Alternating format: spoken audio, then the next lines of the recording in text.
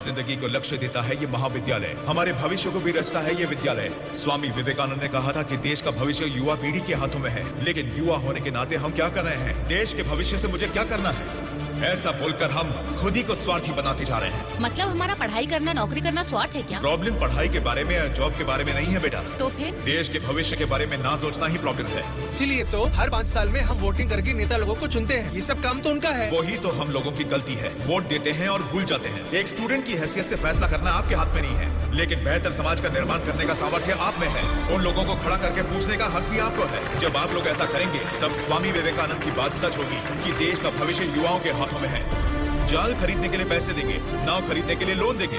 तुमसे यही वादा इलेक्शन से पहले किया गया था ना, लेकिन अब सत्ता में आकर 4 साल होने के बाद भी एक भी वादा पूरा नहीं किया। इसको आप कब तक सहेंगे और कितने दिन भुगतेंगे? इन एमएलएस को जीतने दीजिए और सवाल कीजिए।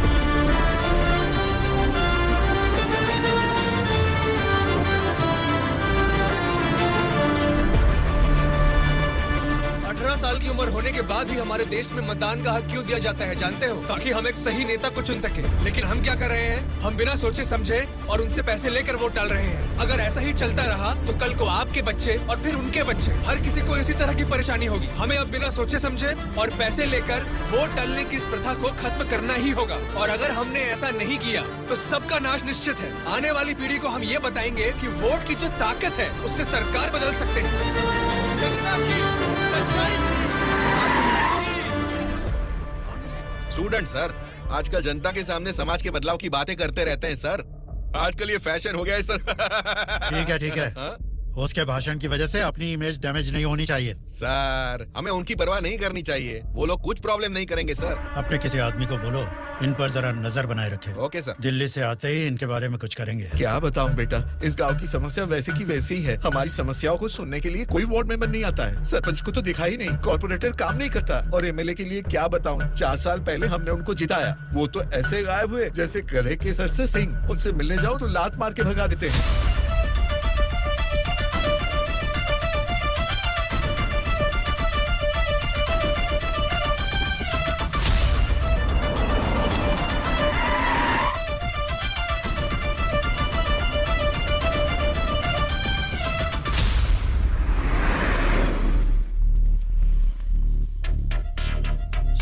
हाँ सर। हम बगल वाली स्टेट में गए थे ना? हाँ सर। तो ये यूएस गए थे, ऐसा फ्लेक्सी क्यों लगा है? हाँ सर। चलो लगे रहने दो सर। फोटो अच्छी है। लगाया किसने इसको? और कौन सर, वो स्टूडेंट्स ही हैं। इन पोस्टर्स को देखकर वो एमएलए पक्का रिएक्ट करेगा। रिएक्ट तो करेगा, पर कैसे रिएक्ट करेगा वो पता नहीं चल रहा। जैसा भी रिएक्ट करें, कोई भी प्रॉब्लम आने तो हम सबका सामना कर लेंगे साथ में। जैसा आपने सोचा वैसा नहीं होगा। शक्ल से तो पढ़े लिखे लगते हैं, पढ़ाई की है तो अच्छी नौकरी कर लेते। ऐसे पेस्ट लगा के पोस्टर लगाने की गंदी हरकतें क्यों कर रहे हैं आप लोग? ये पॉलिटिक्स के चक्कर में क्यों फंस रहे हैं? ये एक दलदल है, एक बार इसमें उतर गए ना तो फिर इससे बाहर नहीं निकल पाओगे। समझ गए ना? मतलब आपकी नजर में वोटर की कोई वैल्यू नहीं? अरे बहुत सही कहा आपने। आपकी नजर में वोटर की बड़ी कीमत है, लेकिन हमें वोट की कीमत पता है। यही फर्क है आपकी और हमारी सोच में। एक बार वोट मिल गया ना, फिर वोटर को कौन पूछता है? 5 साल के लिए हम ही राजा, हम ही मंत्री। मतलब आपसे सवाल करने वाला कोई नहीं है क्या? अब तुम ही बताओ, जो लोग पैसा लेकर वोट डालते हैं उनको सवाल पूछने का अधिकार है? अभी जो भी हो रहा है वो इलेक्शन नहीं है, कलेक्शन है। हम वोट कलेक्ट करेंगे, वो पैसे कलेक्ट करेंगे। एक वोट का 5,000, 1.5 लाख वोट हैं, मतलब 75 करोड़। उसके साथ दारू, बिरयानी, नाच गाना, पोस्टर, पब्लिसिटी, इनके अलावा हमारे नेता को मिलने वाले गिफ्ट्स। बाप रे, तकरीबन 150 से 200 करोड़ खर्च होता है। अब इस खर्चे को प्रॉफिट में बदलना है, 200 करोड़ का 1000 करोड़ बनाना है। ये सब करने में ही 5 साल निकल जाएंगे। फिर जनता की सेवा करने का टाइम कहाँ रहेगा? वैसे वोट बेचने वाले की हम सेवा क्यों करें?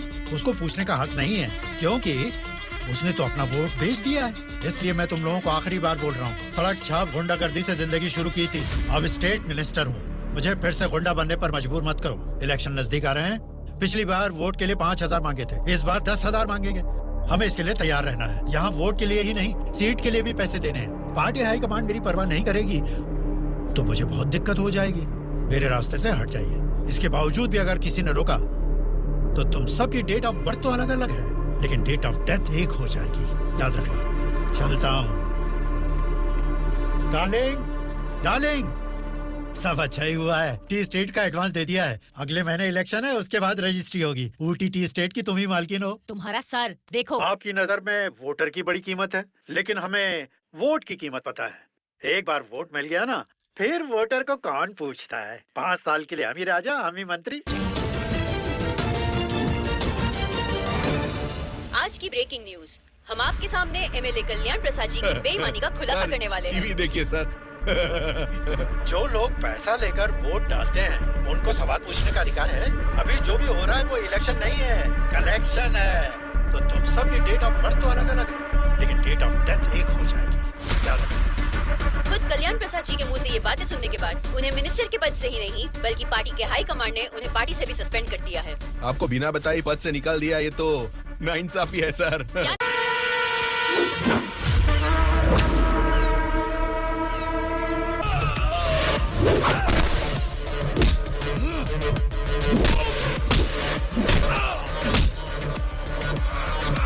बता, किसने तुम सबको भेजा है? बता, जल्दी बता।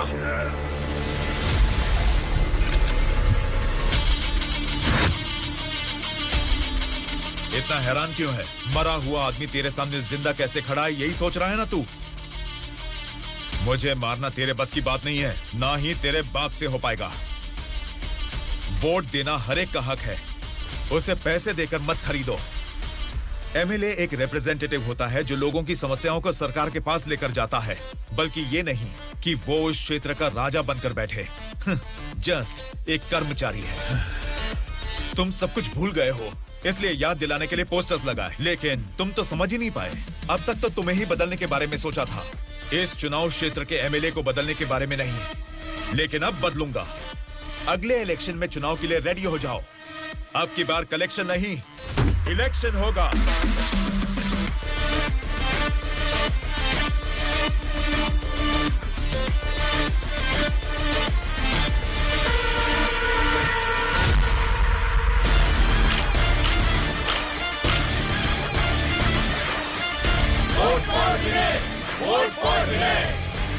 इसका नाम विनय है।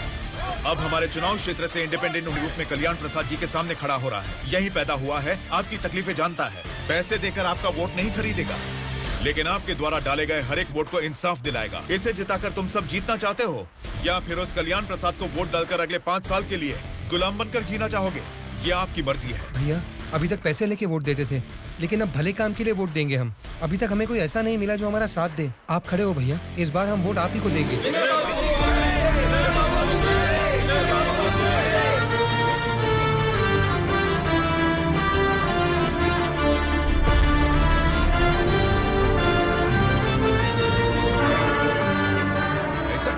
यहाँ आप लोग बैठकर ताश खेल रहे हैं और वहाँ आपके सामने दूसरा लीडर खड़ा हो रहा है। देखो, पैसे लेकर वोट डालने वाली जनता के रहते हैं, इनकी परवाह नहीं करनी है। आपका बोया हुआ पेड़ आपको ही छांव देगा। आपका डाला हुआ वोट भविष्य का फैसला करेगा। अब किसे वोट देना है, ये आप ही तय कीजिए।